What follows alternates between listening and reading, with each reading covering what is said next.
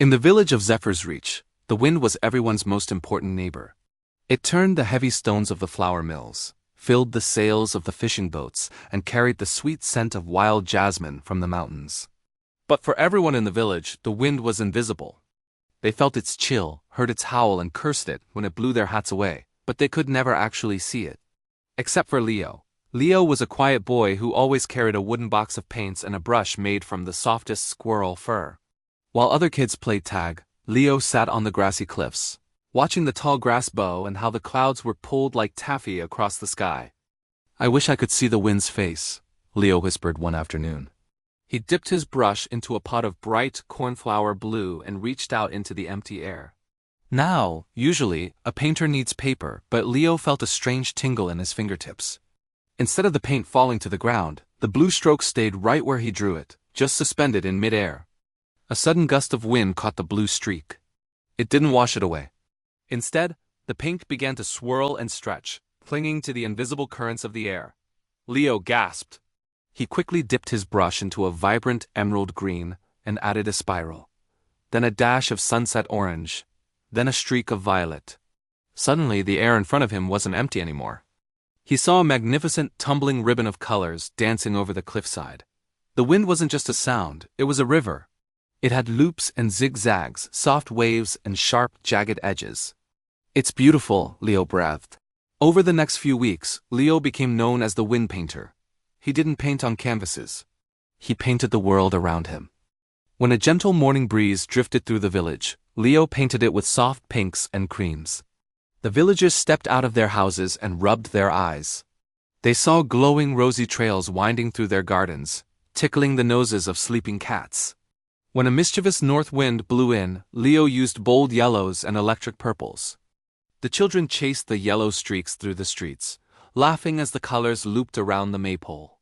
For the first time, the people of Zephyr's Reach weren't afraid of the wind. They respected it. They could even see when a grumpy gale was coming, because Leo would paint it in deep, stormy indigos, warning the sailors to tie up their boats. But one autumn evening, a great silence fell over the village. The air became heavy and hot. The mills stopped turning. The birds hid in their nests. "The great stillness is coming," the elders whispered. Without the wind, the air became stale. Flowers began to droop, and the boats sat motionless in the harbor.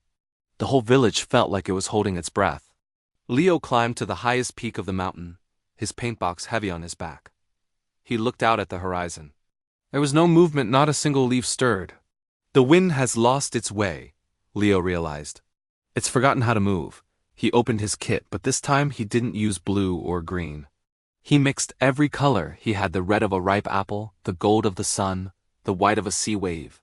He painted a massive shimmering circle in the stagnant air. Then he began to paint a path, a long swirling road of color leading from the distant ocean all the way back to the village. He painted with all his might, dancing and spinning, throwing the colors into the sky. He wasn't just painting what he saw anymore. He was painting a song for the wind to follow. Deep out at sea, a tiny ripple felt the call of Leo's colors. The wind, which had grown bored and sleepy, saw the shimmering rainbow path and decided to follow it. It began as a tiny puff, then a whistle, then a roar. The wind rushed down Leo's painted road, picking up speed and joy. It burst into the village, turning the windmills so fast they hummed, and scattering the scent of salt and adventure through every open window. The great stillness was broken. Leo stood on the mountain, his clothes fluttering and his hair messy. His paint pots were empty, but the sky was a masterpiece of motion. From that day on, Leo didn't need to paint the wind every day. The people had learned to see it even when the colors faded. They saw it in the dancing wheat, the swaying trees, and the soaring kites. But every once in a while, when the sky is especially gray or the world feels a bit too quiet if you look closely at a breeze, you might just see a streak of cornflower blue or sunset orange reminding us all that the most beautiful things in the world are the ones that keep us moving. Thanks for watching, and don't forget to subscribe for more stories.